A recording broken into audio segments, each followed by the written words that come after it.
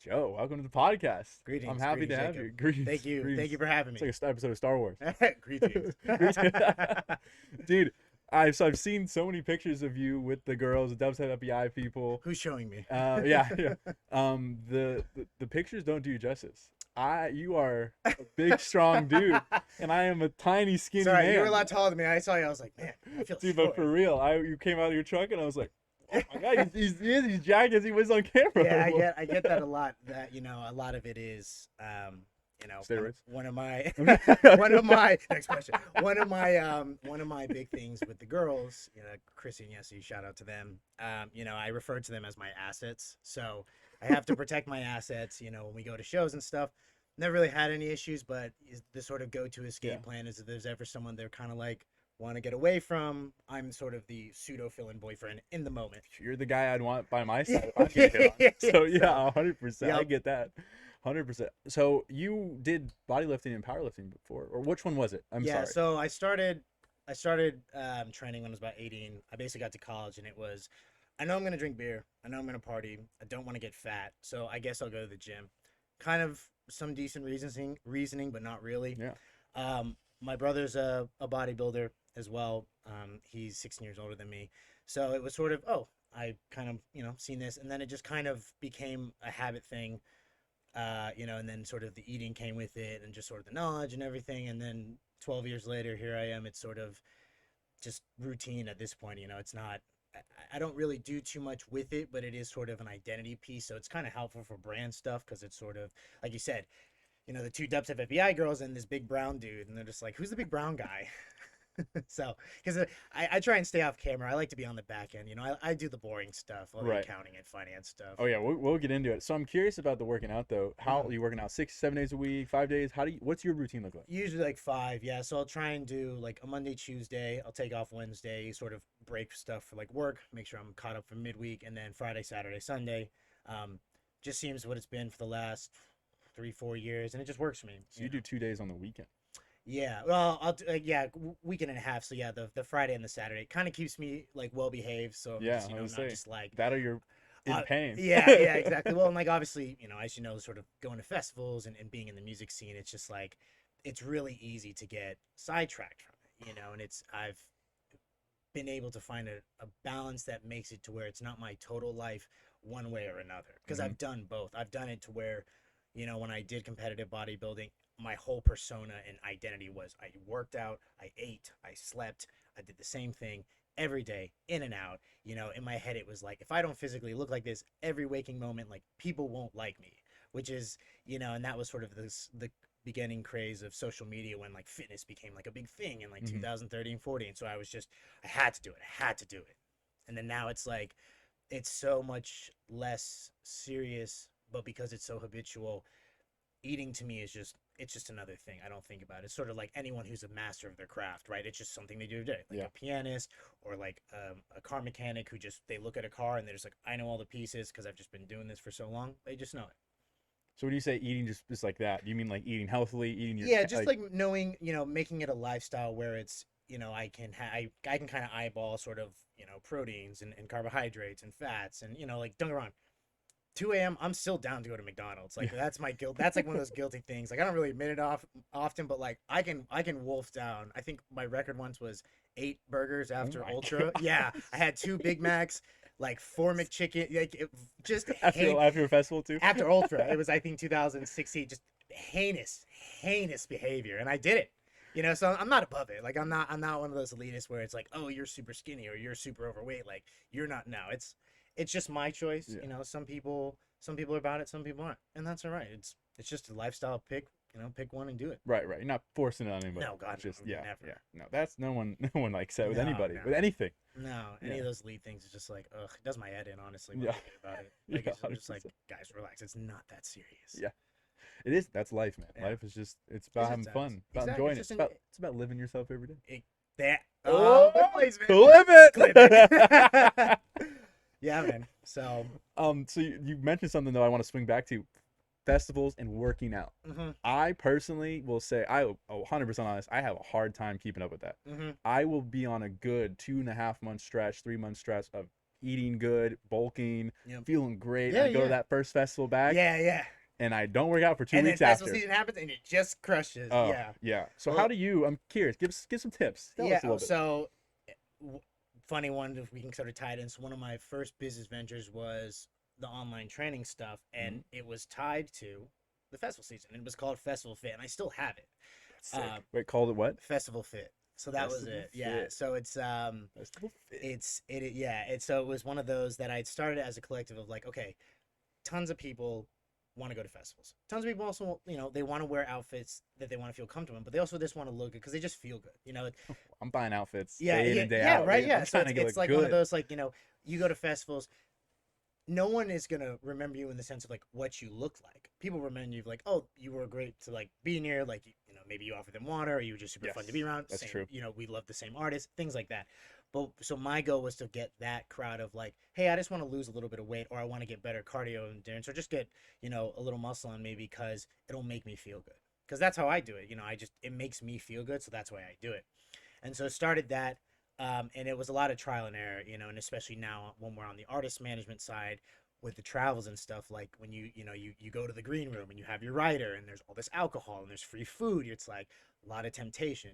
You can still indulge on those things, but you can make a better choices on what you consume, how much you Hmm. consume, so that way it's a balance. Because they always say take everything in moderation, including moderations. Sometimes you want to just go off the rail and drink two Four Locos and hammer a bunch of Chick-fil-A. I'm not above it. I don't. Hey, I'm hey, not shaming he's anyone who does. calling us out Yeah, over right. here today. And I We mean, were in a rush to get right? here, Yeah, man. but at Right? the same time too, it's like sometimes like a lot of artists who are on a huge tour, right? Mm-hmm. So like one of our guys we have, Death Code. He was previously Skelism. And they were a duo, and they've toured ever. They did a China run. They've done the U.S. They had their biggest track was with Little John. So they Yeah. yeah exactly Yeah. right yeah. So they had so much travel stuff, and it was one of the conversations Sergio and I talked about. He was just like, he's like, how do you balance it? And I was like, honestly, it's picking which ones, right? So like if you have say 6 stops and one of them is like EDC, but then another is just like a smaller club menu, you're probably going to splurge out a little more at EDC because Mm-hmm. you're going to see a lot of your friends, a lot of the industry people, all the fans. The artist section in EDC is massive. There's Right. free foods, there's a tip bar, so there's free drinks basically. It can get wild, but you can still find that balance between the two, or not, and that's fine. I mean, one day off is not going to derail everything you've done. Correct. So Correct. So you do like a selective indulgence. yeah, no, I definitely pick and choose my battles. A lot of it really now is it's pretty much when I see the girls because I don't really get to see them now that I live here in Tampa and they're still in Denver. So when I get to see them, it's like super fun because obviously like they're both such enjoyable, exciting, and entertaining ladies. And just everyone around them is also having fun. So I'm like, yeah, I'm not gonna sit out on this. Why would I do that? Like, Right. that's not fun. No, So that was, no. you're just sitting there like. Yeah, just like I'm kind of just sitting in the corner making sure that no, like who's in this green room, Yeah. whose guest list are you Yeah. on? It's just one of those. The actual things. FBI. Yeah, yeah, literally, that's the joke. Yeah, that's it. I'm the mascot inadvertently. So how do you get your workouts in if you're traveling for a festival? Are you doing just like push-ups and stuff, getting it, or you head into like a hotel gym? Like how are you Kind how of are you doing that? varies. Yeah, Yeah. so it really depends on when we go. So a lot of the shows we've had have been in like if we the last one we were at was Wasteland, well, the Mhm. hardstyle acts.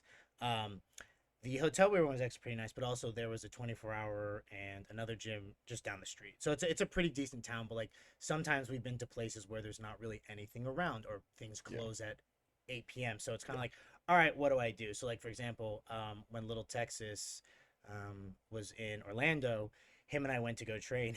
My gym had a power outage, so I drove to his hotel, went back to my gym. There was a power outage, so we're like, well, damn. And he was like, well, my hotel has a hotel gym, so worked on that. 45 Yeah. minutes, couple 50-pound dumbbells, made it happen.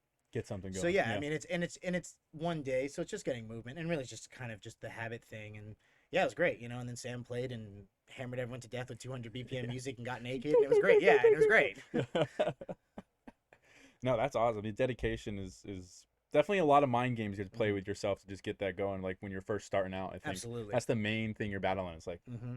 all right, I'm going today, and then you don't go. And And it's yeah. and to tail on that, and I'm sure you experienced that when you started. The Babs Live podcast was it's just getting started, right? It's Yeah. getting started, and motivation is great to start, but you Yep. need discipline and consistency to keep it running. Yes. Yeah. You know? Your life runs on discipline. I saw a quote the other day about how disciplined people are actually more free than you think. A lot Hmm. of people have the opposite. Like you're so Yeah. disciplined, You you're think you're in a stuck to box. this contract. But the Hmm. reality is you're disciplined to where you can go do the other things that are free. Your life isn't scattered. Hmm. You know, I have to read this book at 8 p.m. tonight to Hmm. fall asleep by 9, so that way I can wake up, go to work, and then have the afternoon free. Whatever Yeah. that that's a very simple version of it. But whatever that discipline is, that dedication is what boom, boom, boom Hmm. drives you to be more free Absolutely. at some point down the Hmm. road, wherever it is. But yeah, it was an interesting quote because I personally never thought of it that way. Yeah. Not that I never was like bashful of people that were dedicated, but I just Yeah. never thought of it in that sense of like, No. oh, I'm being dedicated so that I have more free time, Yeah. and I know,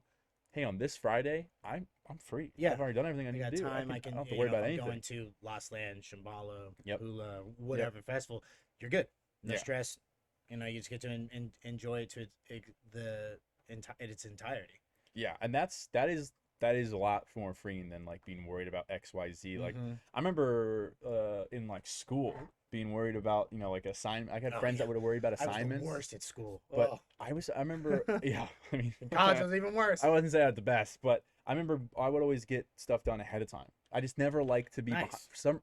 No, I can't do that. I cannot relate to that in the real world. I was like, you're a That did stronger not student than I was, bro. I was cutting Dude, that stuff late night. that did not transfer into work, but at Yeah. school, I would like study for exams like a week in advance. Nice. And part of that was because if I crammed, I just never did good. So I realized like Yeah. I think I need to get like even if it was like an hour a day, I could Mhm. just. But then I also knew that like if that weekend came around and something happened, I could go to it and know like I'm pretty confident that I've Mhm. studied 5 days before this. Yep. To like I'm not worried about like my exam on Monday. Yeah, you got some workability and almost kind of insurance coverage. Yeah. I mean everyone yin and yang, right? But Some people did it. I mean, mine. I think a lot of it too is interest in things that were occupying you. So my biggest ooh, struggle in high school and my undergrad was everything I was doing. I wasn't really too into. It was just sort of I have to do this, whether it was schoolwork, graduating, and then oh, I went to college and I actually wanted to be an orthodontist originally. So I wanted to work on teeth mostly because I'm half English, half Filipino. Mom's side's in the Philippines. They don't have a lot of access to dental work. So I was like, this is something I can do for the family. But then it does really well. I can be my own boss. I failed OChem twice. And my, what do you call it, school counselor or like course director, yeah. she was like, yeah, so that orthodontist dream, you should just let that die. And I was She like, did say that. yeah, I was like, wow. She's like, so what else do you know about? And I was like, Woo! a lot of people in Houston where I grew up, they work in oil and gas. Like, you should be a petroleum engineer. So I was like, I guess I'm gonna be a petroleum engineer. And that's how I took 5 years in undergrad at Colorado School of Mines to become a petroleum engineer, and I do nothing with it today. So, looking back on that, what do you think of that counselor professor lady? At the time I was it's kind of it's a hindsight, but also not, because it's like now, working in finance now, I could actually go back into dental stuff if I wanted Mhm. to. I could work in a medical office, being on the back end, Yeah. doing the insurance stuff and learning about that. But honestly, once I kind of got past all that, the initial sort of soul, I was like, Right. but I get How it, dare or, she? look at my teeth, I have the teeth for it already. It's just like, it was sort of just one of those that was like, okay, it is what it is. I clearly am not good at this, so let's move on. Yeah. And then sort of things just kind of happened though, because it's like if that didn't happen, maybe I did become an orthodontist. Then I may have never even done music stuff, or I may never have done, Mm-hmm. fitness stuff. Because once you get into any sort of medical school, I mean, you're a slave to the student life. Like you're in it Oh yeah. every waking moment. Oh. And I know people who are in the medical field and those kind of stuff, and yeah, their whole life is Clever. what do you call, like a residency and, Yep. and study. It's just Yeah, I knew. I will say I knew for me medical was out. Because like I hated school, so I Mhm. was like there's no way I can do 8 years. Yeah, Like yeah. there's no way in hell I could do 8 years. yeah. I respect the crap out I had of an it, Asian no mother, doubt, so it but- was sort of like, you're gonna do something pretty well. And I was like, Right, oh, man, right. this is rough. It's like, how come my brother didn't have to do this? She's like, you're the one that has to pick Yeah. up the slack. I was like, oh no. I hate my brother. And my mom's 4'11", Yeah. and she'll punk me. Like, I'm Right. terrified of her. Tiny, compact, brown lady. Oh no, no, no, no. I'm not scrapping with her ever. I don't care how big I am. Just saying. People with immigrant too parents, stunned to especially when they're speak. 4'10", you know how it's like. They're tough. I Is mean, that true? Is that true? Oh yeah, Is yeah. that It's like, true? do you know? Speaking. I mean, he's not wrong. I told you. There's I told you. There's something about moms that Dude, bro, It's like I can't brown, speak on brown it. mothers, man, they Brown mothers, are yeah. loud and proud. because my mom's Hispanic and Oh, bro, Hispanic moms. Hispanic panic. You know, Filipinos, we're Hispanic too. We're just the Exactly. Asian ones of it. Same stuff. Yeah, we just got stuck with like white crazy ladies. Yeah, That's all I got stuck with. I had plenty. My of mom those would in yell in the car at nothing. She would just start screaming. You're like, what are you yelling for? Yeah. Jeez, It's like, this is violent. this is like what? Life was too good. You just laugh? Pretty much. Oh my But goodness. yeah. So and it's kind of one of those though that it just things play it out how it is. It's kind of the time until Yeah. sort of living yourself every day. It's kind of it's hard to say if you really understand that concept when you're young. As you get to college, like for me, my undergrad really was sort of just maturing me. I was a wild child. I was always trying to just get into some mischief stuff. I was always partying about. I would get my stuff done, but I would pick the party over like a schoolwork. Like I would push the assignment till Sunday night, and I'm like, oh my god, like I'm not even close to done with this. Like I'm Yeah. texting everyone, being like, "Did you do this yet? Like, can you tell me?" I'll pay you for the Yeah, like essay. I'm just like, no, I would never pay for anything from Colorado School of Mines. I did. He said it and out I me. still would. That's funny. Chrissy works for Colorado School of Mines, my alma mater, so that's why I'm kind of like, no, I have no ties to anything like that ever. Yeah. But yeah, and so undergrad was really maturing, and I got out. We were talking about this earlier, but I'll sort of go back on it. I graduated from college. I got on with a pretty decent sized company, but then of course in 2016 the downturn happened in oil, and so prices crashed. It was a total mess. I got laid off. My whole department got laid off. It was like 40 of us. So 40 fresh kids from college just terminated. They were like, "Don't even try and log in. You don't have one anymore." I was like, "Damn, you guys did that quick. What?" like hurry up, pick up your desk, get out. Layoffs are interesting. Oh, bro, layoffs are brutal. I always feel bad for anyone who tell me that they get laid off because it's just like, it's almost like you had this great momentum and pace happening in life, and then stop. Yeah. You're done. And Yeah. you're like, "Oh, what?" Yes, for most people, I Yeah. will say that But sometimes it can be a blessing. Sometimes it's really nice. Yeah, sometimes it's a blessing. I have and that's what actually got me into finance. And so so I basically I'm in Denver, and I'm like, well, I got to do something. So I worked. I kind of went back to personal training for a little bit and did odd jobs here and there, any contract worked, and it just wasn't doing it. I was like, man, I'm spending all this money on rent in Denver, and at the time, like when the weed market was really growing in Denver, like rent prices started going. Yeah, so I was just like, oh man, this is rough. So I moved back home to Houston. Rent was getting high. Yeah. Like Yeah. yeah, pretty much. What? God damn, I was trying to let that one pass, and you had to just pick it. I was like, all right, whatever. You can have that I one. couldn't help it. You can have I that love one. puns. They're You so can good. clip that one. You can have that. Excuse me. Yeah, so go to Houston, and then got back into oil and gas. I worked on rigs, did sort of just the manual labor because I didn't, I graduated with a 2.56 from mines, and the cutoff is 2.5. So when they handed me my degree, I was kind of like, give me my degree. Yeah. And they're like, you don't really, and I'm like, I'm a representative of this college. Give me that damn degree. I paid my dues and my time. So I went back to Houston. I was working and stuff, and I made okay money because it's physical labor. You're doing 12 hours on, 12 hours off. You do 2 weeks straight, 7 days off, repeat. So, but I was just so beat, and I would go to music festivals. I went to like, my first time going to, what was it? What's out there? LBW. Yeah, there's a couple. Yeah, so I went to the first Middlelands that happened in Texas. That was an amazing festival at the Renaissance Ground. Of course, they canceled it. It was brought that back. Oh yeah, the production on that is honestly probably one of the best festivals I've ever seen for Insomniac. And then I did a lot of stuff. And then at the time I was dating a girl who was in California. So it was like, it could fund it to at least go, but it was so taxing. And so then 2018, no, 17, end of 17, I, had gotten in a work accident. Basically a bungee cord had popped off and it like clipped my neck and whatever. And so I had to go, and then like I had to like fill out some stuff, but basically there was a lot of questioning because they were like, why did this bungee break? Like, this doesn't make sense. Like, were you guys messing around? And the two other guys that we're working with were like young guys. And so they thought that we were like horsing around and stuff. So they were just like, like we'll see like how this like employment continues. And then basically they were just like, there was so much liability, like there was cost stuff because it was working with like fuels and, Right. and different stuff. So I got laid off, and I was like, okay, this sucks. But then it was also at the same time I was like, I've been wanting to get out of this. So this was kind of like the get out Yeah. sort of forced kick, and I was like, oh, well, what do I want to do? And then the finance realm had always interested me because it was in an office, air conditioning, didn't have to be outside in Texas humidity. Right. Two, everything needed finance. Didn't matter what it is. It could be music, sports, your grandma's Etsy business. Mm-hmm. She's still gonna have to fill out a tax form at the end of the year. Oh yeah. So that's what kind of got me into it. So I got into sort of like the corporate banking stuff. Did that for a little bit. Then I transitioned into mergers and acquisitions, buying and selling companies, stuff with a firm. And then from there, it was sort of, okay, I understand the process, but I don't have these basic knowledge of like accounting, finance, strategy, and things. So I went and got my MBA. So I went back to Denver, went to the University of Denver, got my MBA in finance.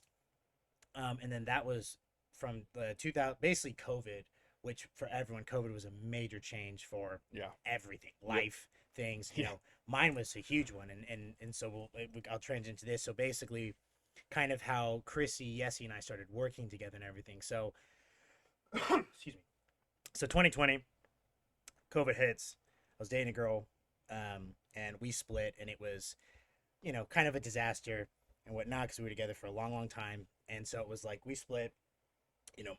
My life is all a mess. No music stuff, no work. Oh, it's just a mess. The gyms are closed. I'm like, what am I gonna do? I relate to this so much. Right? You're like, I have no. Like I'm pretty same. sure everyone know. Like during COVID, it was like it was like I have no identity. What's happening? Like all my gym friends.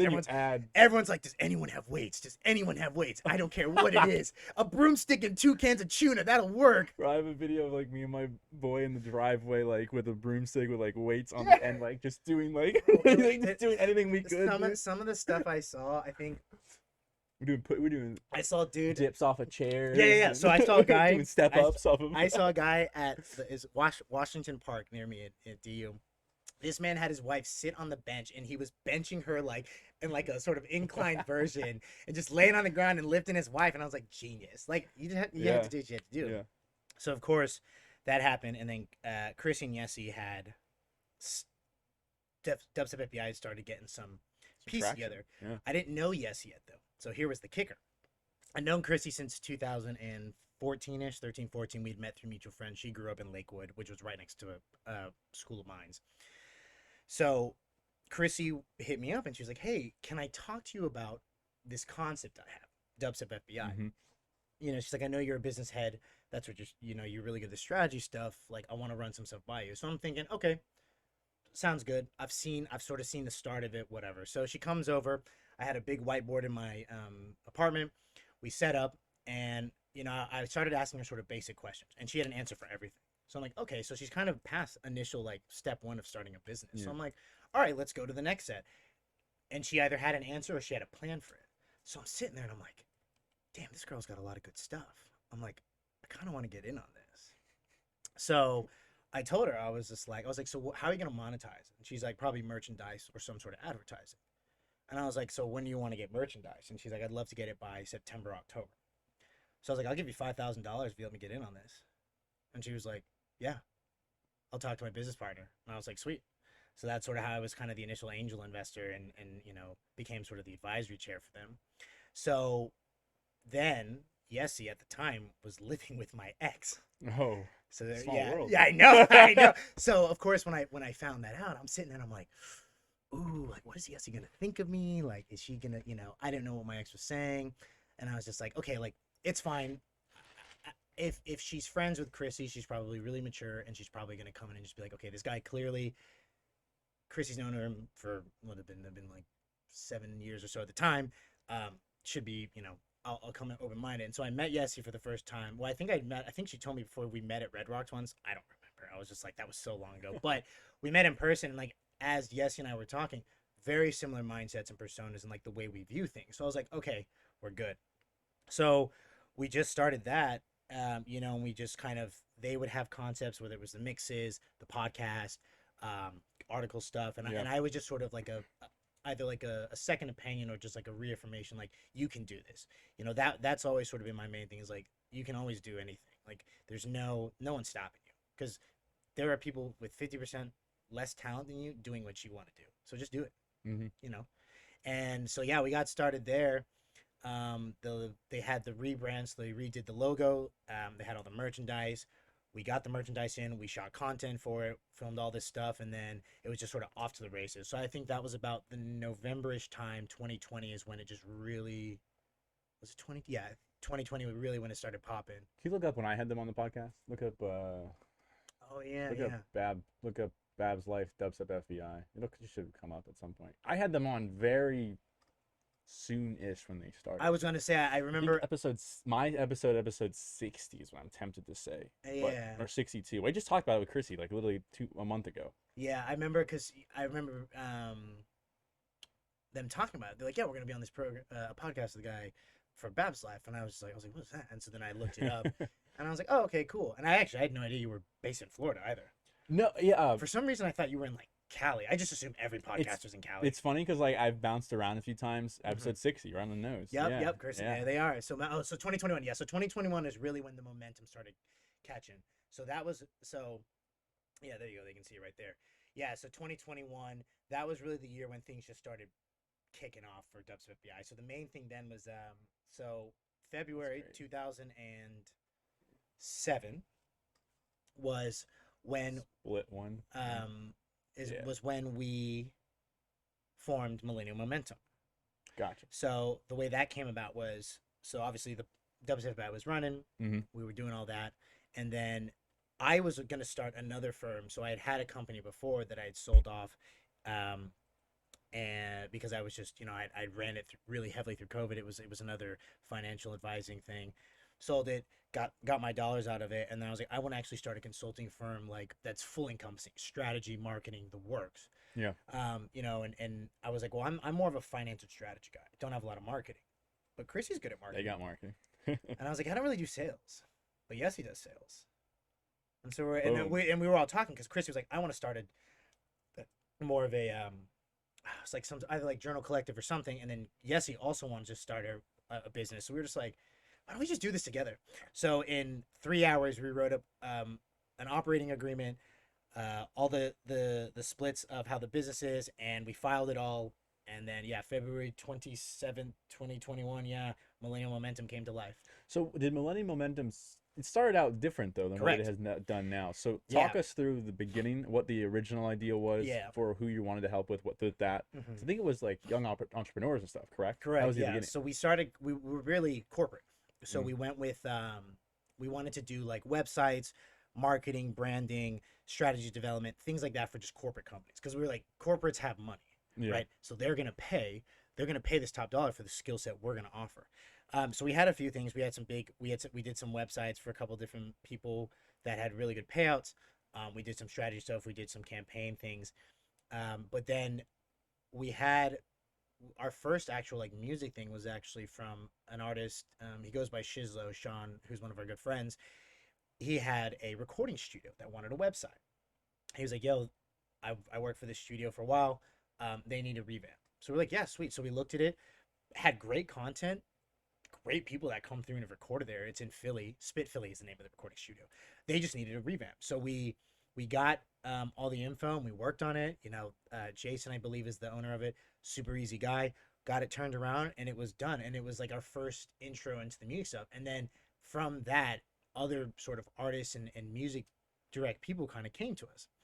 And then the other one that we kept getting inquiries about artist management. They're like, oh, you got like Dubstep FBI, like I'd love to be on, your roster for this. Mhm. And like, we don't do artist management. It's a blog / journal publication / it has a storefront. But then after like the 5th or 6th one, we were like, should we just go into artist management? Like, should we just pivot Millennial Momentum into music? And I actually didn't want to do it. I was the odd one out. It was like, nah, let's stay corporate. And the girl was like, well, let's just try it. Like, what's the worst that can happen? We'll just try it. And I was like, all right, fine. And so we started with one artist. It was a trio. But it was a good trial run because there was, there's 7 people working on the project, because obviously 3 of us, there's 3 other artists, and then there's 1 manager, who actually, their manager Chris Perry was is one of my best friends, who's from here, and we lived together in Orlando when I had moved to Florida initially, and then it was the Commie Boys. But it was just so many heads and so many collectives. It was like, this isn't. It's just too many moving pieces. Right. So we were kind of Too like, many ideas. yeah, coming at it once, was just like the creative. There was just so much. So it was like, all right, we need to be more strategic about it. Like, we need to like sort of itemize and individualize things. And then the next one was, who was our next artist? I can't remember. All I know is now is we have Death Code, Hartshorn, Ty Guys, Thrasher, Anti-Hero. So those are our 5. And yeah, and then it was just sort of, we were kind of, because of a lot of the leverage the ladies had generated from Dubstep BI, just Right. building up the reputation, the brand, all the social media stuff. We got introduced to people in the industry, and Yeah. then it was, this guy knows this guy, and then this guy knows this lady knows this lady, and this guy, and then these 2, and all of a sudden it's like, oh my God, I'm deep in it. I was like, wow, I go to music festivals now, and I know, I'd say like 60-70% of anyone working in entertainment, just backstage or just working side ops or whatnot. And it's just because it's not that big of a community, Right. in the sense of when it comes to the realm, because really, obviously, Insomniac's the main player, and then you got Disco Donnie, and you got some others, and so it's kind of, they're all just in the same groups working, or Yeah. managements and stuff. So and then now it's, we do that, we do consulting for brand work stuff, we still do the article coverage, all the stuff on Dubstep BI is still the same, and it's just, that's kind of what Millennial Momentum became. It started as this corporate idea of, we just want to be entrepreneurs doing this corporate stuff to make some dollars, to now we're deep in the music scene, and I don't think we can leave it now. Because I'm pretty sure if we told our artists, like, yeah, we're not going to manage anyone, they'd be like, but I don't want to be managed by anyone else. It's always funny, like, our artist Anti-Hero, he always jokes, he's like, I tell people, he's like, I have 3 managers. He's like, I'm so important that I get to have 3 managers. And it's true, because the way we structure it is with each one of our artists, we put them in a group chat where it's just them and us 3. Nice. So that way, anytime if they have any issues, things to be addressed, usually one or all of us can answer it at any moment. It's that's nice. awesome. It's nice with the ladies, so our schedules kind of revolve in a way that, like, one of us can always answer and handle stuff. So I don't think we've ever really had a time where we've been crisis pinched on time, where it was like even when the ladies went overseas to Iceland and all these other countries when they did this big trip, I ran all the Dubstep BI stuff. Like, it was my first time uploading the mix for them, and like handling stuff with like the artist man. Yeah. Actually, I think it was Vastib's mix we did. So shout out to Sam, one of our boys. And it was a learning experience for me, because I'm on SoundCloud. I'm like, am I uploading this right? How many hashtags do I use? I don't do this usually. Oh my God. Like, I don't like social media. This is really, but what was also nice though was when I did that, it gave me an even deeper appreciation for what the ladies do, because Right. when people think about whether it's label management, social media management, like, it's all fun and dandy. I see your content going to festivals, it looks fun as, but like, no one thinks about, I gotta take all this equipment to the airport, I gotta take it out of my damn suitcase, Yeah. I gotta try and get it in. I have to, sometimes someone gives me a hard time, I gotta tell them, like, no, listen, I'm like, I make content for this. Like, Yeah. I'm just trying to get engagement and show people like what happens. I want to get like a on the boots on the ground, boots on the ground view. Yeah. And there's so many pieces, and I think the biggest thing the biggest pieces that I'm most appreciative of from Chrissy and Yessie is that they've shown me that it doesn't matter who you are, what you do or not, that you'll always take what you want to do as a priority, and you'll make it a priority. And that there's so many things that they do behind the scenes, not just for them and not just for Dubstep, but also the street team. We have 12 or 15 people. I see that's been growing. I've Yeah, been we have noticing it we growing have here and 15 there. people Yeah. that do that, and and they accommodate all to them. They give them opportunities to talk to artists directly, to do coverage for them. We've been able to get comps to festivals so they can cover media coverage stuff. Right. So they give a lot.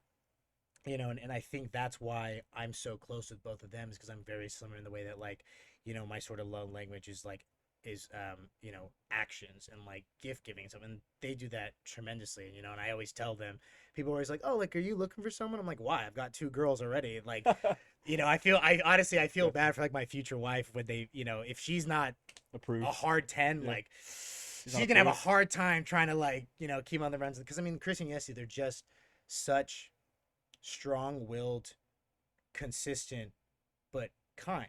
Right. That's the People. thing for me is they're real and they're kind. Yes, I- like they could. I mean, I'm sure they probably could get super blown up in the head because they've got all this, awareness and sort of glam and fame because of what they built with Dubstep FBI. They get addressed by some of the biggest artists now. Like I think, like Subtronics is always shouting out Dubstep FBI and showing love and support, and like he's huge. Yeah. Jesse's got a great brand, makes great music. He's an insane performer. He's Right. well known, but like he's still just Jesse at the end of the day. He's a guy like us, just Same like thing. He's a very real, yeah, kind person. just like Same just thing. like Chrissy is, Mhm. just like Yessie is. At the end of the day, they're still those the same two girls. They've just built something for themselves, and it's going to continue to grow and keep running. I told them, I think they hit it like they just perfect timing of Oh, when yeah. they started Dubstep Oh, yeah. FBI. The dubstep scene has just taken off. Oh, yeah. Especially here in the States. Like it's just gotten crazier and crazier. Yep. Then the rhythm's exploding. That brings a whole nother Yep. wave. Like, and it's just gotten really big. It's almost gotten now, I think, almost oversaturated. However, that's good for you guys because you've got more opportunity, more people to work with, more things to cover. Yeah. But I mean, hit it like Yeah. perfectly. I mean, there's tons of opportunity. I mean, I would say it's bass music and house are really the two that get pumped the most in the U.S. Yes. and have Yep. the most opportunity, the highest payouts, the most production, the most show opportunities, festival opportunities. Yep. Like there's always a bass stage, there's always a house stage. Agreed. Yeah. Even I think Lost Lands had like a house stage. They had a good amount of bass houses. Yeah, they had a bunch of that, lot. and then I think Forbidden Kingdom this year has a house art card or something. So they're kind of hand in hand. I mean, of course, now these artists have their alias. Like Wooly has Stumpy. Yeah. Layla Lay, she has Sabritas, which I only found out today. Apparently, Sabritas is like the Spanish way of Lays, or like the I did not the know logo. that. Yeah, I saw. Look up Lay's Yeah, house. well, yeah, on Layla's story, she Look that up, yeah, Jamie. Yeah. It was like Sabritas is what it is. Yeah, she posted something at like the airport or whatever, and then she reposted on her Sabritas page. And I'm like, oh, is that what it was? Literally on a tube of Lay's. I'm like, oh, is that what it is? Let's see. Yeah, see the flavored potato chips. It's the Lay's. It's a Lay's Yeah, so that's potato why I chip, was like, yeah. oh, I literally thought like her name was like because it's like Layla's middle name was Sabrina or something. So I was just like, oh, I'm an idiot. But yeah, so that's what it was, and so but that's the crossover, and they're pretty interchangeable because I mean relatively similar BPM, but it's the entertainment factor, right? Mhm. Like Space Lace is I mean, when I saw him at Lost Lands in 2021, yeah, 2021, I'm not a big bass head guy. I'm more like drum and bass when it comes to that realm. Okay. But Space Lace to me was everything. I was like, what was that? That was The- amazing. And then Sudden Death was right after, and I'm like, I'm gonna go to the drum and Yep. bass stage. I gotta go. I was like, this is really intense. Like I like metal, but like that's like, ooh, that's intense. It is. Great sets though. Danny, he's a monster performer. He's great. He's somebody who when I first saw him and everything, no offense, hopefully he doesn't take anything to heart, but I remember being like, I don't get it. It's a very But very niche. It's like It like has Red. grown on me Yeah. so much. Nice. So much. Yeah. I went to this festival, the Caverns. Oh, how I've was done that? all that. Oh, dude, that was amazing. I He heard had that they had a spacing thing though with the cavern because it was like yes, they had a little very bit of an tight. issue with that on the first day. They And got they- it sorted out by the second day. Okay, I mean, cool. and all It's he the did first was festival. yeah, exactly. Everyone was super understanding of Yeah. that. And he made up for it. I think they added like an act in, Oh, nice. and some longer times on the main stage that was outside. Yeah, So it all worked out. We got more sudden death at the end of the day, and they still had it open that night for the afters and everything. Yeah. So it wasn't like. What do you think of the Sudden Death back-to-back Marshmallow at EDC? So I've actually posted videos about this. I think people have no idea what's gonna happen. I think it's gonna be bananas. Oh, I bet you Bonkers. it's gonna be one of those sets where everyone's gonna be like, what was that? It's kind of like Dead Mouse and Cascade. Just like you're Yeah. like, what is this combo? And then it's everything. It just works. right. I feel like it's just gonna be like, I would love if Sudden Death makes like a remix of Colors, that Marshmallow song, and just makes it just absolutely brutal, And just the murdering. album cover is just Yes, black and red. It's just the It's marshmallow no thing colors. just ripped open with like his like the mask out of it. Have you seen? Did you see him and Nightmare go back to back at EDC Orlando 2 No, years ago? No, I did not. I heard that one was. Same thing. Was like going. I don't know how this is gonna work. Mhm. Beautifully went well together. Nice. Like I mean, if not the best set of the weekend in my Yeah, yeah. opinion. Like I mean, the sounds just one, I think Nightmare is severely underrated as an artist. Yeah. I don't think He's he gets super the- talented. super He's an amazing talented. producer. I've never He's been. been amazing too for a long time. I have not been to one Nightmare set where I walked away like that wasn't fun. That wasn't Yeah. great. Like I mean, not one, Yeah. not one. And there's been big name artists where even I've been like, okay, Yeah, but I so- swear he just delivers every Yep, time. I But agree. his sound with Sudden Death was, I mean, one of the again, you just didn't think it would be good, and it was one of the better back to backs I've seen ever. Nice. Swear, like I was just good sounds, good production all around, and just it blew me away. You were there with me. What'd you think of it? The sudden death back to back. It was good. It was they're out. Well, that was my. I think that was my first. No, I think it that was wasn't. your first. I think that was one my of your first first CDs. festivals. Yeah. EDC. First festival, let's go see Nightmare. Yeah. You'll be So totally we- fine. we Don't grabbed- worry. I didn't know what to expect, but I think they blended the music so well with each other, so it wasn't Mhm. predictable. Yeah, It yeah. was kind Mhm. of like spontaneous. Something would drop, and then they would go That's a back great way to. to put it. It was very spontaneous. Mm. It was very In a good spontaneous, way. but it was good though. Yeah. I liked it. Because Nightmare played after that too, Oh, did he? and he played. Well, he did a surprise set at the Corona Beach stage. Oh yeah, And we that's heard the, about it, and that's we the were like, best when they going, do that. Yep, you and- gotta just gut into it. And it was the same thing. Like I just saw him not literally 20 minutes ago, and I Uh-huh. still walked away from that set going, "This was great," yeah, and there it you was go. entirely different, Mhm. obviously, with no sudden Yeah. death, but still like just surprise. So I think going back, I think that Marshmallow set with him Yeah.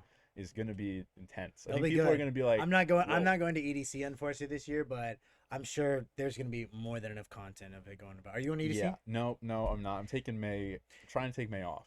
I'm trying Me to too. work. Yeah, bro, Trying I'm, to just I'm work. tired. I'm tired, man. Yeah, I've been yeah. doing so many things. I went to Yeah. 7 Lines last weekend, and I was just like, ugh. Oh, how was it? It was honestly, it was amazing. Jason Ross was actually it for me. He dropped like, I would say 40% of his set was hard style, so like I was in heaven. I was like, yes. That's your jam. I was like, let's go, 150 BPM plus, and then everyone's like, I don't know what to do to this kind of music. Like, it doesn't matter, just move. Is that your jam because of the gym, or is it just like that? You like that before? well- Like you listen to it outside the gym? Yeah. I would say hardstyle to me, so really hard dance in general. So a lot of my music taste. So we can go have this conversation of like what was sort of the first realm of electronic Oh, yeah, music. Yeah.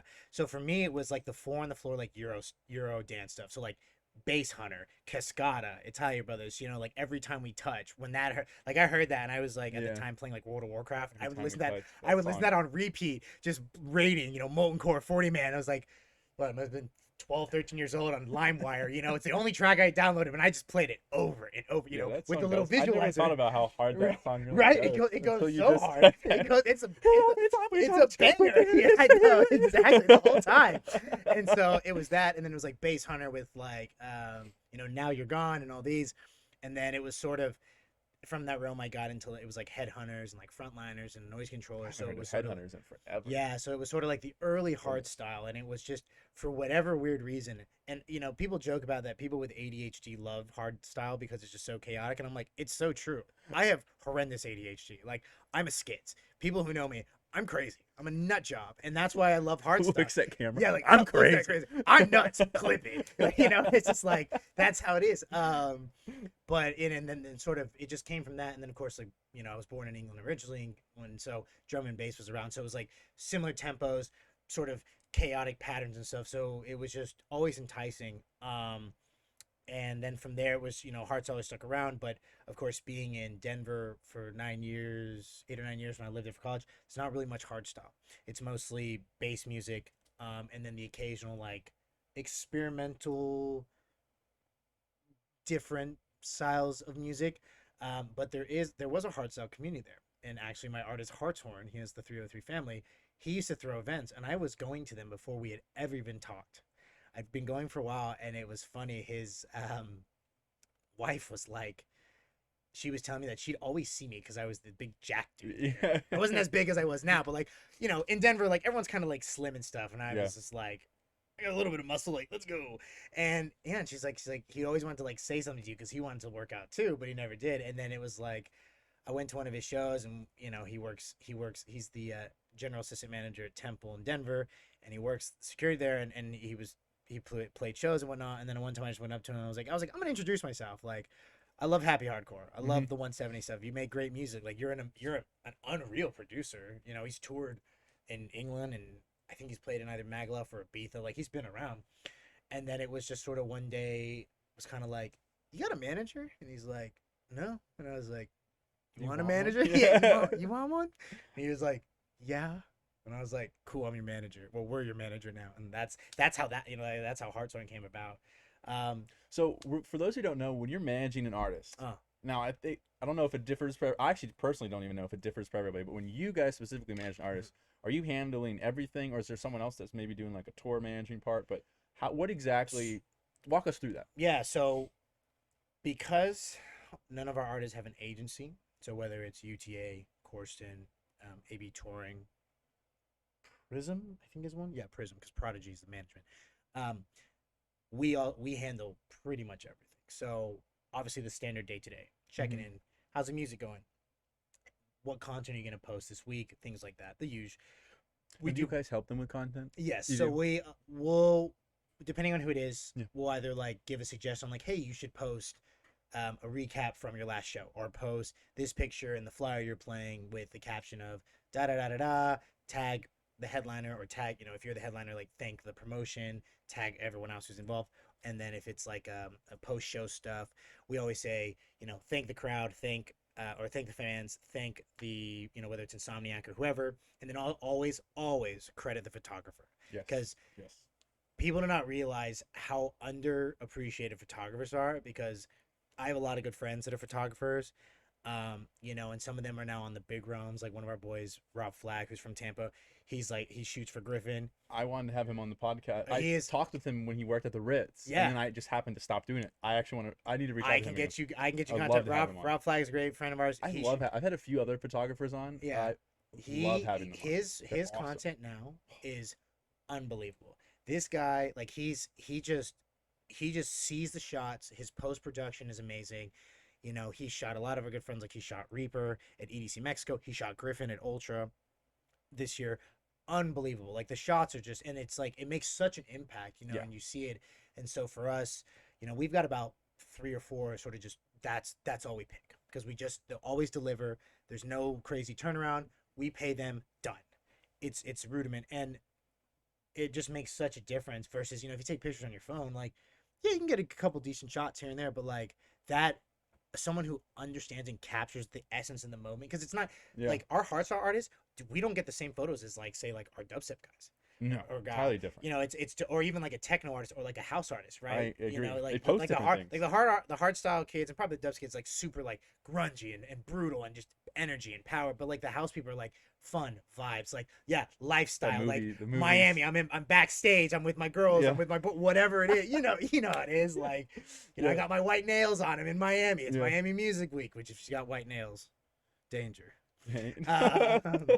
But yeah, and so it was, but that's one piece. And so to sort of continue on, it's like we basically do a lot of the moving parts. The thought process, the main idea we have is, you're a producer, you make music, we take care of everything else. So you guys, because I'm so interested in content. I love content. It's my like passion.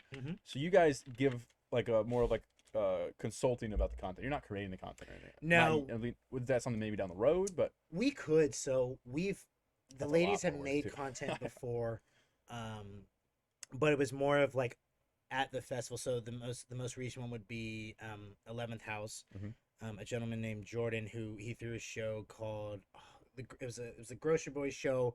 A lot of artists. The Grocery Boy Bash in Arizona. Yes. So the ladies went out for coverage there, and they were doing like some like on the ground sort of content stuff. They were interviewing people, just making silly little reels and things like that. Pull up their page on Instagram. Yeah, FBI. I'm trying to see what's on there, if there is.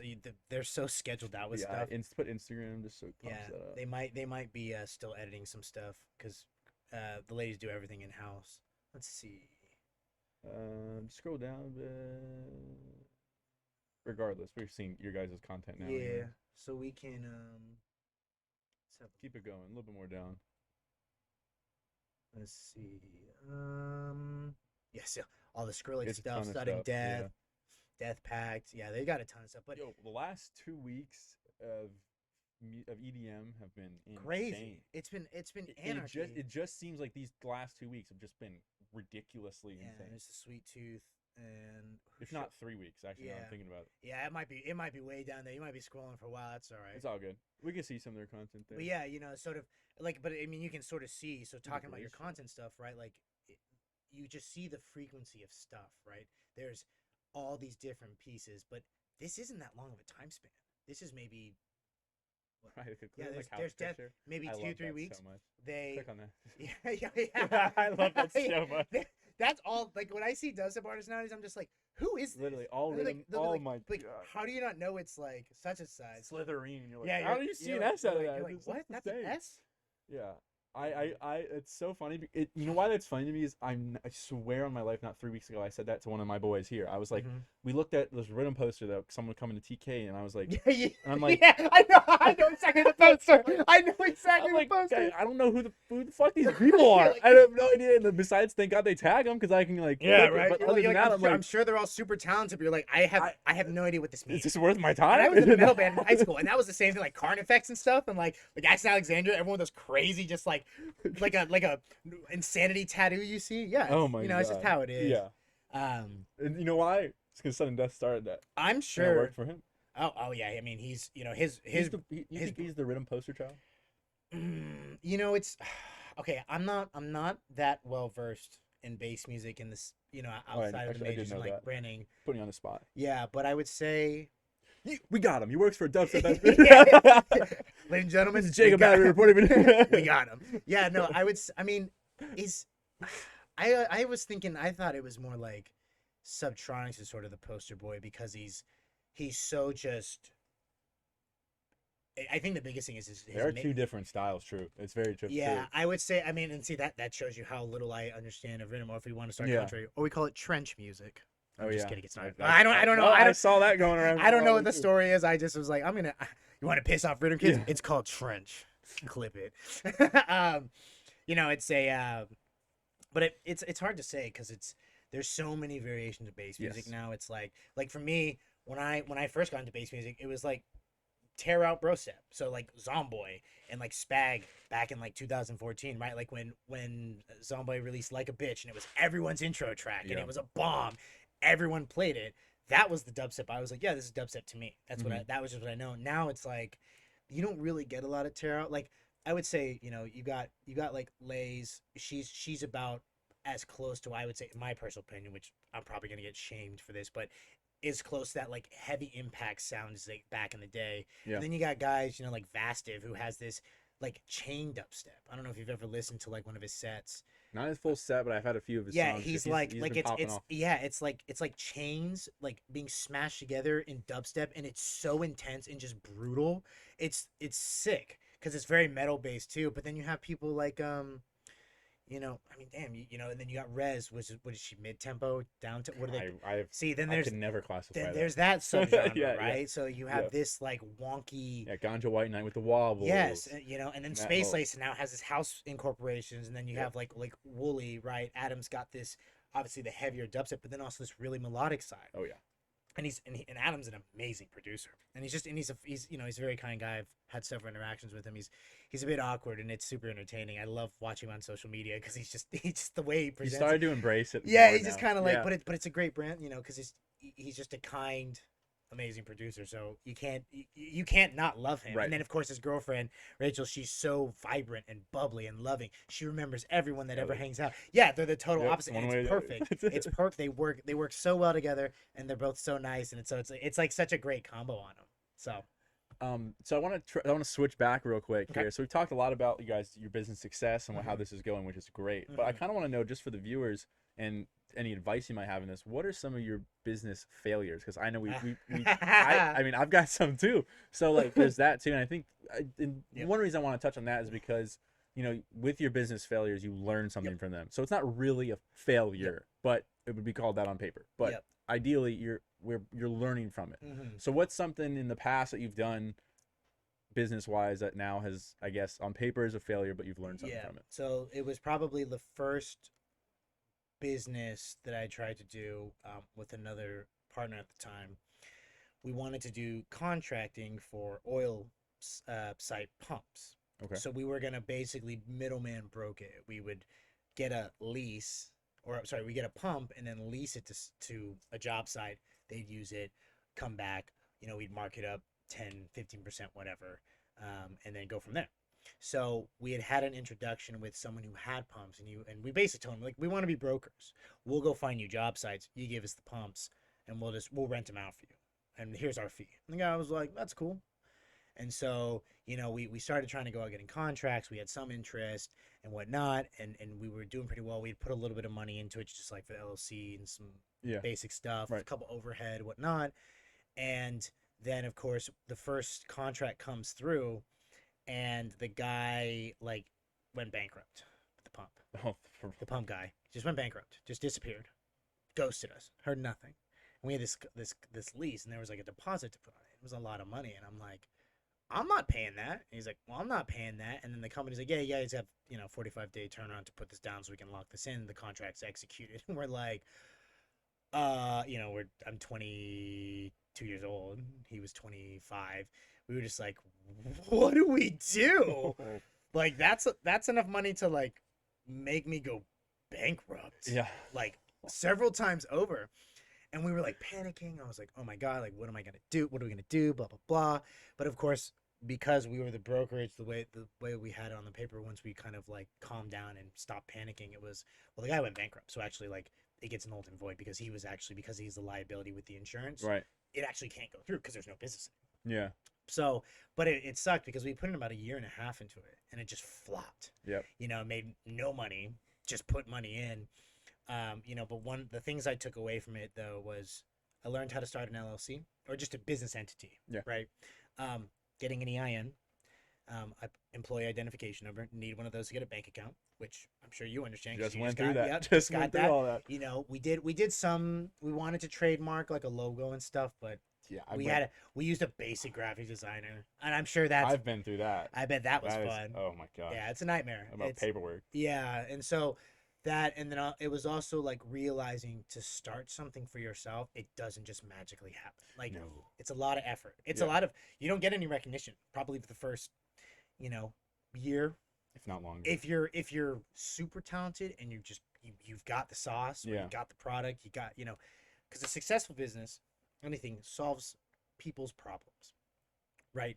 So you look at like Millennial Momentum. Initially, it was we want to fill in the gap for smaller businesses that don't maybe not get an opportunity for these bigger firms to take the time to look at it. So we'll be the ones that take the time because we're a little firm. And then, now it's we want to help artists grow who are super talented but just don't have the understanding and sort of the game knowledge of social media and the persona game and relevancy stuff. We want to take them to that realm because we want people to hear their music. And so, it's always that sort of go. And if you're wanting to start a business, a brand, whatever it is, the biggest thing is, and here's, sort of tied to you, why are you doing this? Yeah. Why do you want this to work? Why do you want this to, why will this help people? Why will this solve people's problems? Because once you solve that versus I just want to make a ton of money, the money always comes. Right. The money always comes. Right. You just but you need to have a reason of a why. I think that's you hit on that very key because I think everyone starts maybe their first business and that's why it flops. Yeah. It's because like you have the idea of like I want to make money. Yeah. And you're like we're gonna make money. I want to be my own boss. Yeah. Which is those are great. Those are great core values. And they're good building blocks. Yes. Right. But that's because not everyone has those pillars to start No. on. You need those pillars to start on. I have a similar thing where I had two buddies, one of them that has this here. Oh yeah. And we had a idea where same thing. We were in college though, so we were 18 and 19. Damn. And we started this early. And we were like so we're working through college, going to college, and then we had started this like company idea. No wonder you didn't do well at college. And, you were too busy, man. I didn't want to go, so I tried to get out, man. You're like I'm trying to work. Trying to get out. But I remember, same thing. Like the way it was like we were trying different things, and then we pivoted to try something different, and then just you're like eventually gets to a point where you're like this isn't going. Yeah. Guys, we gotta just stop. You're just burning yourself. But we've learned a lot. And same thing. But I look back at that, and I'm like that was the original because I was in charge of like our social media and our content and blah blah. That's how I got into it. That's like legit how I got into it. So that was your sort of first exposure. You're like, oh, that's kind of cool. I love doing it. Yeah, I still love doing that stuff. And just it's obviously the scenes evolved so much, and there's so many different things. TikTok wasn't even around when we were doing it. So video wasn't even it didn't matter. We could just do pictures back then. Yeah, that's right. Because it was Instagram was. That's all we were doing. I was gonna say because I don't even when did videos even become an option on Instagram? I remember it was a big deal. I remember everyone. Yeah, when did videos on Instagram become a thing? Because I remember. Do you remember when Instagram first started? How many filters people would slap on photos? Yeah. You would put a filter, export it, and then filter it again. People- 2009? No, 2009 was when Instagram started. click on that link though. It might. Oh Right. no. Where people asked when did? Yeah. Good. Let's see what that. It came 2000 and No. no way. It was no, not 2020. I was like, what? 2010. So a year after they launched it. Huh. Interesting. Maybe it just wasn't that popular yet. I Actually, don't think it was. and you know what it was too, though. I bet you that Instagram at the time didn't have the capacity to host professional cameras the way YouTube did, because YouTube was 2010 and 11, 13 Yeah. is when it started taking off. People had uh, Sony's and all those super nice cameras, and I don't think Instagram was able to handle that. Plus, the iPhone then wasn't until about 2014, 15 when the iPhone 5 came out. That was a pretty good camera. Yeah. I remember. That was my first ever iPhone. I didn't have a smartphone until I was a junior in college. Oh my god. Yeah, I got my first smartphone, and it was an iPhone 5, a gold one, when I was 20 years old. Yeah, I had a 5C. Now that you mention it. That was my That first one. plastic one they used to have. Ew. Yeah, you know. That seems so flimsy. It's just me gripping it, just I smashed really it. feel- Yeah, they're not durable. But they were so One much of- cheaper though, right? Because they were They like were so much cheaper. they were like so much cheaper. for like the sleek. It was like for like the They were low poor the low, man's yeah, the man's low. phone. Well, they didn't say poor. They were like the low impact Yeah. young professional. Yeah. AKA I'm Yeah, broke. and they give it like this light blue, light Yeah, pink they had color. the like That's all they really have. vibrant. You're like, God, it's so vibrant. I broke one. I'm not even kidding you. I broke one. I was a swimmer. I was stretching for swim practice like this. You know, you lay out, Yeah, and yeah, pull yeah, your sure, leg, sure. and it stretch, Yeah. and it fell out of my pocket And cracked. and didn't turn back on. You're like, wow. Like at swim practice, this is embarrassing. Didn't even go in the water. It just Nothing, fell. just fell on the ground. And I remember my and it was literally my mom and dad were like, "You just broke this phone. We just got a new one." I'm like, it fell God- out of my pocket. They're like, "No God way, it damn fell it, out of your Jacob. pocket." I'm like, Like I swear. well, the first one, I might as well tell it we're here. Ah, The first might one, as well launch it. first one I had it on my lap, and we're in a car, and I got out of the car. Just No one heard it drop. Never heard it drop. So it's in the street. oh no. Came back up 2 hours later. Ran over. Just Oh no. just smoked. That's so. Oh man. Like you would rather just have it stolen. Yeah, So at this you're- point, you'd be like, well, maybe I get tracked. Yeah, you Well, want to talk if they about? You're had- like, oh, you, You're you, like- dude, you. when it falls face down, you just go. And you turn over. You're like, oh. oh. My phone's green right now. I cracked it like 2 days ago. I was like, oh. Yeah, I'm holding out right now. I got a 10. It's horrible. I mean, with all the stuff for all the podcasts and the content you do, man, it's like you have to ration and pick, and that's another thing, sort of talking about starting a business and stuff. You have to invest in yourself. And actually, another one too is if you want to be an artist, you're going to invest. You're going to put money in. You're not Yeah. unless you're already Let's hit on this, 'cause established. I guess yeah. Unless you're already established, right? You start a new project, you're not going to make much money. No. Unless you have someone who's already established and they can kind of get you a loop in, or if you're just like a god tier producer, right? You just make a banger. Like the prime example, one and the reason why I know him so know all the stuff about him, Zomboy. When Zomboy dropped his first album, he had his first show a week later. He had to learn how to use CDJs in like a week. That's crazy. Yeah, and he was huge and he was a sensation in the UK. But going back into that, starting anything, like you have there's a lot of stuff to make happen, and you just have to do it one piece at a time. Yeah. But the why is, if you're a producer and I just want to make great music that people can hear my expression and my characters, great. It's the self investment is something I've had to learn over time. Mhm. It's come to me literally, I would say, starting in like last November. Cool. Like it's like, so I've been doing this for almost 3 years now, Cool. with a break in between. So I guess however you want to classify Whatever the that. timing is. Yeah. Sure. But let's say from when I initially started it without the break, 3 years, Mhm. and for the longest time, that's something I hope viewers and listeners can get from this is like you not that you can't do it all on your own, but you do need to have You need a team. a team around you that can also help you. And that's kind of where I'm at now. Is I've gotten to a point where I'm like, I can't. Last year, what was holding me back from growing was trying to do everything on my own. Yeah. I just can't being pulled here. Yep. You can't do it on your own. No. So now it's like I gotta. One was I gotta start the LLC. Yep. And I gotta be able to start paying some friends or people that are whoever. to start working with me Absolutely. to start this growing, because I just can't. I'm stagnant. I'm just Yep. not doing anything. I mean, I've seen more growth in the last 3 months than the last year and a half because of just And that's how it compartmentalizing. goes sometimes. I mean, Yeah. look at if you're looking at basing, look at like Ray Volpe, right, with laser beams. yeah. Ray Volpe's been a producer for years. Yeah. He's been around. He's made bangers before, but there was just always someone else that kind of had the track before him. Right. And then of course Laser Beams came out, and now he's on everything. Yeah. Everyone knows him. it- Every genre of music's remixing his track. That's when you know you made it. It's like at Craze Charlie with Do It To It. Do it to When it. They were everywhere. when you have people in hard style and hard like techno and Dubstep, drum and bass, yeah. and they're all doing it, and they're like asking you aggressively for the stems, that's when you know you've got a banger. Yeah, and that's a test to it right there of just sticking to your guns and being determined, because it really does only take just That's it. You just one need clip, and that's go back to Revolve. Yeah. The Thunderdome 2021 Yep. when it was played with all the lasers Yep. was the cataclysm. Yeah. Everyone was like, "What's the ID? What's the You ID?" can even go to you can even go to Subtronics and Yeah. say the same thing about oh my gosh, I'm drawing a blank. It's like The TikTok song went crazy. Yeah, he always opens with it. It's a bang. I can't remember the name of it. Holy crap! Why are we forgetting? I'm blanking. I feel feel bad. so insulted right now. You're the bass head, not me. Yeah, no, for real. Yeah, I'm like, It's that's on you. horrible. But yeah, It's no, him and Grizz. yes, but yeah. but I know exactly like it's the one. I can remember that song. Another level? No. Help me out here, Mr. Google. What are you doing? He's just letting me think. What song made He's just Subtronics letting me massive? fall right now. Subtronics TikTok song. It'll come up. Guarantee it. I hate to say that. That's how I'm going to look this up. Is ridiculous. Too. I mean, honestly, TikTok is the realm to get.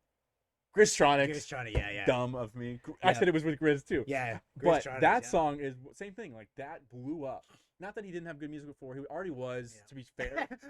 I love how there's like bootlegs and stuff. People have done it. To be fair, that he already was starting to blow up, because I Yeah. remember seeing him at Lost Lands, but he was playing at 4:30 on main stage in Yeah. 2018. Yeah, it's not. In It's 2019. crazy to see those guys. Oh, you know? we can go to a whole topic Yeah. about that, but It's back investing. to the It's yes, investing. back It's- to the it's- point. It's making it.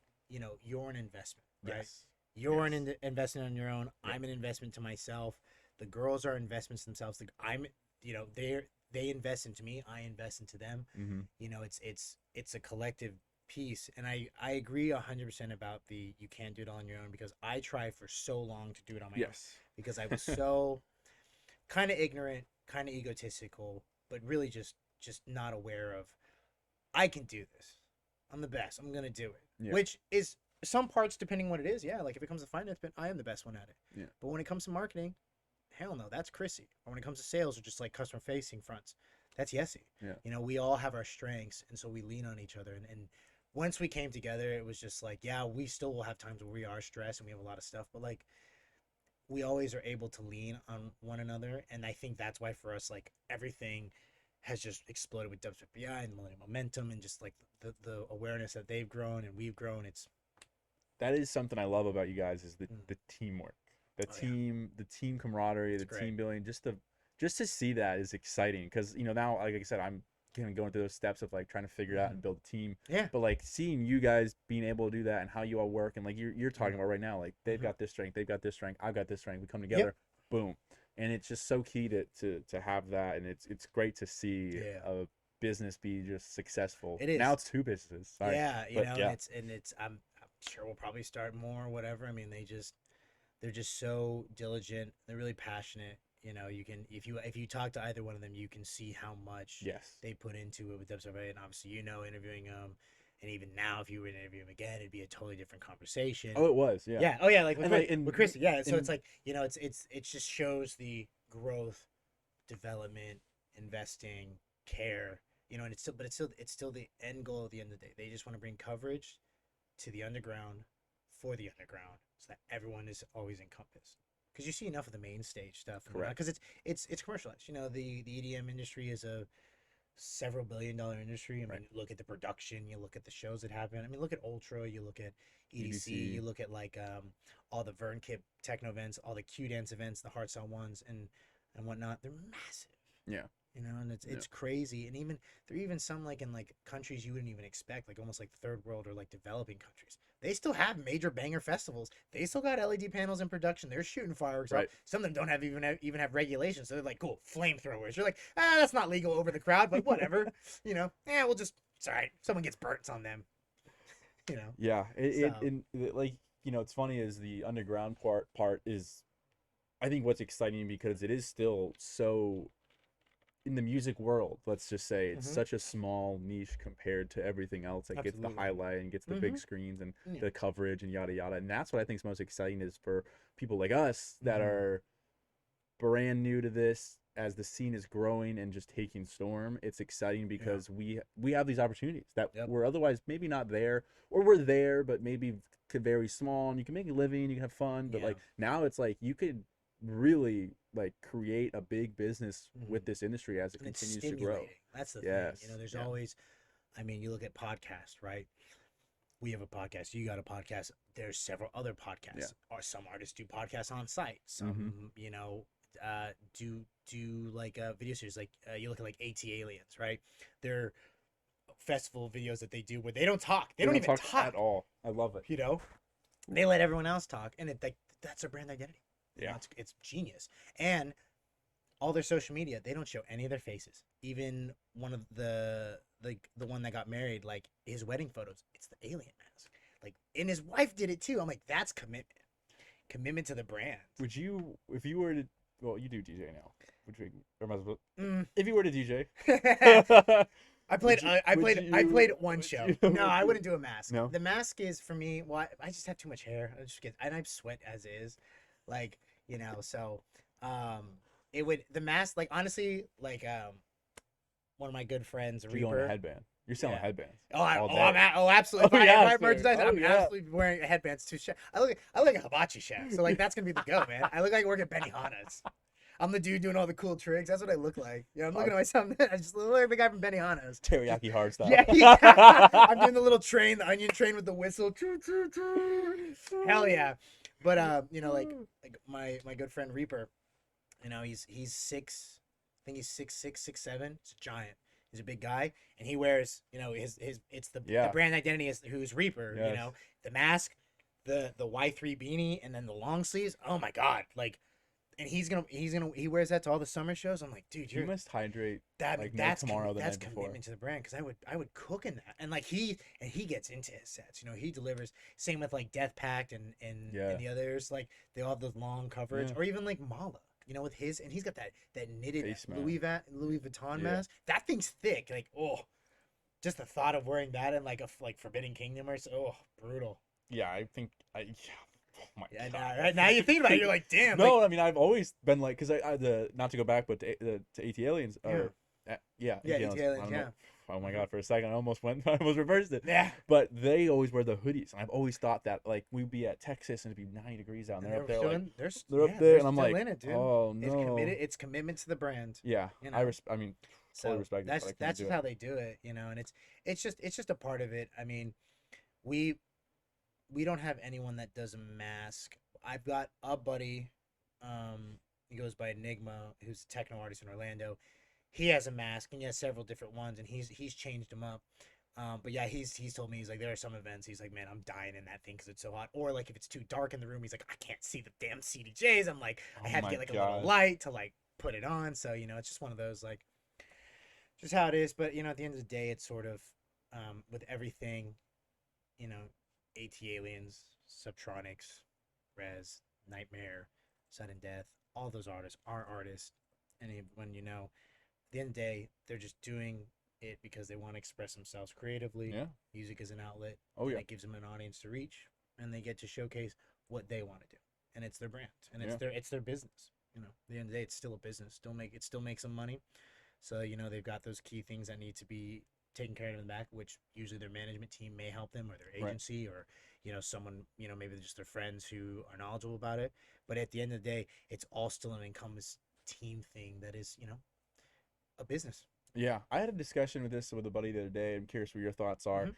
When the general thing people do is if they get big, they blow up, right? They go on tour, they kind of hammer that out, like Yep. they ride that wave. Yep. Totally makes sense. Yep. Never would bash that. Mhm. He was saying though, you almost made it seem like they have to do it, and I was on the side Have of like, to do they have to. Well, the tour, or have to ride yes, the wave. like they have to. Well, I get same and same, really, Yeah, sure. And I was saying, well, yeah, and I get why they would do it. I'm not bashing anyone to do it. Yeah. I think I would probably do the same thing. I'm gonna go hard and hammer as many shows as possible because Yeah. I'm riding that out. I'll get a new album out, blah blah blah. Mm. But at the same time, like if an artist wanted to take his tour and I'm gonna only play Friday and I'm gonna travel. I'm gonna see the area or whatever. They Mhm. could do that. I'm just curious. What do you think of what do you think of that So I idea? think a lot of it would be depending on right. So if they're the headliner or if they're the support artist. So if they're the support artist, if they're not on every tour stop, they might have some flexibility, like you said, to I'll hit the city and then I'm gonna not, like let's say the route is DC, Chicago, Boston. Yeah. Right. They'll be like, oh, I'm only gonna play the DC show, so I got time to either see the East Coast or whatever. But if they're the headliner, a lot of that, when you're scheduling that many shows, it's usually the agency who's doing it, and it's kind of a run that they probably already ran with another artist. Usually, if it's a similar genre, Mm-hmm.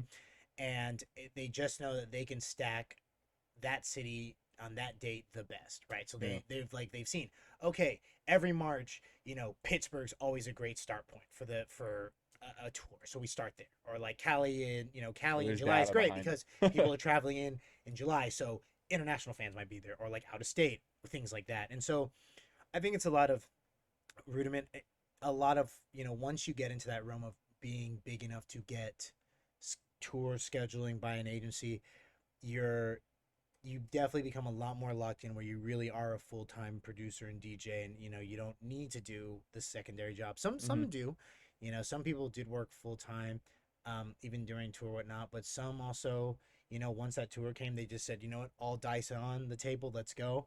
And it during the tour moment it'll be good because the payments are coming, but the next thing is, okay, so how do you sustain that, right? How do you not just become a one-hit wonder where like, do you remember Botnik? No. No. Exactly. So Botnik. I can't remember the name of the track, but Botnik had a banger that came out in 2014. Everyone played it. Carnage, Tiesto, The Chainsmokers. Everyone, yeah. Let's see. What was the name of that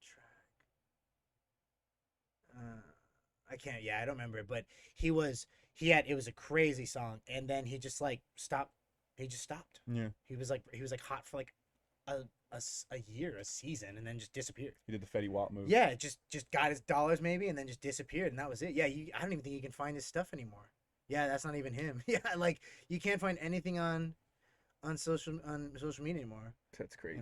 So, but it's a to actually to tag back into sort of your talk about the super saturation in the market because of bass music having so many producers, Yeah. right? You kind of have some of those that are kind of grandfathered in. You look at those like Excision, um, well, Wooly's not even that long of a producer versus some of the others, but like you have like Excision, Zomboy, and the likes, and then even if you go outside the realm, like Tiesto Mhm. and Armin van Buren, those guys have been in the realm for so long. Like they're always gonna have like a placement because they're known, they're the Yes. dons of their genre, whatever it is.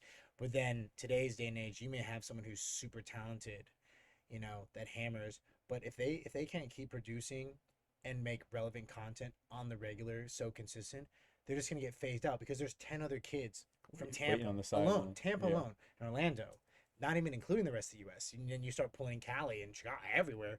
There's so much talent, Yeah.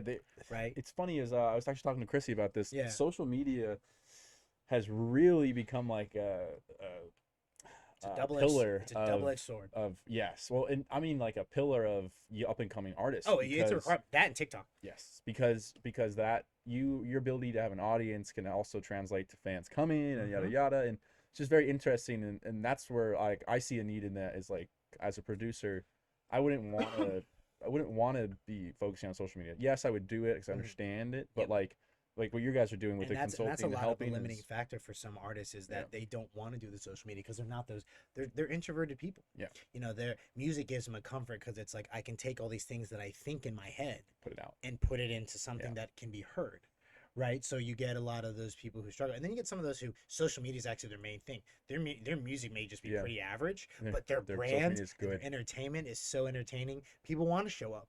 You know, that's the biggest thing, and we have a mix of both of those in terms of our artists. Some of them are a little more reserved, and some of them are very outgoing and burstful. So it's we pick and choose, like, okay, so you guys need more FaceTime Yeah. and whatnot versus you need more just your general like show content, or like entertaining, your persona really shining in an entertaining topic, whatever it may be, just being something silly or whatever, or a gimmick. You know, some people just have a gimmick. Like you look at that pickle DJ, just a dude with a giant pickle thing, and he's selling out stuff. Like he's clearly got to be like someone massively. Yeah, if you look at like Pickle teacher. yeah, no, seriously, yeah, pickle sounds. There he is, the very first one. Is that him? Yeah, look at look at this. That's it. That's the whole brand. It's a dude with a pickle on his head. Like it's gotta be someone, you know, Oh like my god, lady pickle. I don't know who that lady pickle is, but word. Yeah, you know, like that's someone that is Click on the crank that. I thing. know, just wanna right? see Yeah, that. dude, it's just like Oh my gosh. you know, it's this goofy. It's like it's kind of one of those that Get the pickle off. you know, my it's gotta screen. be it's gotta be Pickle out of here. it's gotta be someone that is already established. But Get the pickle off. We're done. No yeah, more you know, pickles it's out. just like it's something that you know you joke about it. You're like, this is so stupid, but it's getting booked. Yeah.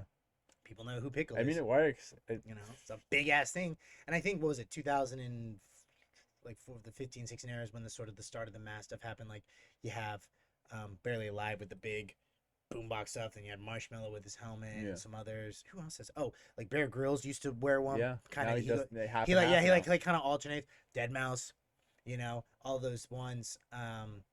But I think they're kind of just like, yo, it's too hot now. Like Yeah. I'm kind of tired wearing this thing on Yeah. my head, and it's probably hard to perform with that thing on. So Yeah. Too hot. Like we said, anybody want to do that in the middle no, of summer? not for No, me. I'm good. I'm good. I got one more question for you. And it's one I ask every guest. Cool. So, how is it that you're living yourself every day? It's a great question. Super off. It can do. I would There's say no way, no right or wrong answer. yeah, no. You're the way that I live myself every day. It's kind of a variation of like living every day as your last, but not because that's to me that's not entirely realistic because of just how scattered I am. But I live it as if I'm always leaving the lasting impression. You know, so for me, I grew up in a household that was very supportive, caring, motivating. You know, my dad never let me say I can't do this, and would never tell me no when it comes to my thoughts and my dreams and stuff I wanted to do. So in my head, I've always thought if there's always a way to do it, like it's not impossible. Yeah. And so for me, being able to feed that environment that I had growing up to the outside world, friends, family in the Philippines, family in England, being able to just be that positive person that is always supportive, you know, I gas up all my friends. I gas up random strangers because I want to be surrounded by people that are successful, and I want to be surrounded by people that are good people. Yeah. So if I can be a good person and push that out to the world, hopefully in turn that will then influence others to want to be like that, because some people may not have that environment when they grew up. You know, they may have not had huge support, and if they didn't have that, well, I'll provide that. I want to provide that. You know, and you know, when I have kids, I want to do the same to them because I wanted to instill in them good habits about just being generally good. You know, not letting situations influence you. You know, your environment will always influence you, but situations, right? Like money. You know, Mhm. you get a lot of money, don't become greedy and sneaky and kind of just Yeah. or like you get influential, you start forgetting about people that were your friends from day zero, right? Right. You know, like one thing I was told by a gentleman I met, who he was super wealthy, like almost a billionaire, super nice car. I met him, and I was like, what's one thing that you always kept to that got you to success? He's like, you take care of the ones that are around you who take care of you. And you know, and I always say the one thing I always say, and they goes, no, this is good people do good things for other good people. Yeah. And so that's why I'm always down to just help, because it's what good people do, in my opinion, which is just an opinion. It's not right, it's not wrong. My opinion isn't above anyone's, it's not below anyone's. We're all equal playing field. Mm-hmm. So that's how I look at it. No, I think that's very wise words. I mean, with your friend group, it's like it's night and day if you come from a friend group where you have people that are like all about themselves and Mhm. take, and then you get these friend groups where they're like, oh, I got that, don't worry. Then I you're wanna like, pour oh, I into got you. that. Yeah, Yeah. right. And There's then no favors, and we're not keeping tallies. It's just Yes. I'm just doing this because I want to. yes, It makes me feel good, and I hope it makes you feel good. yeah, You know, it's how it is. yeah. And that just breeds better. It just continues Exactly. to grow. It Yeah. prospers more. You know, and it's the environment, right? It just makes it feel, and it's the same with like that's why we do the music stuff. You know, it's Yeah. just fun.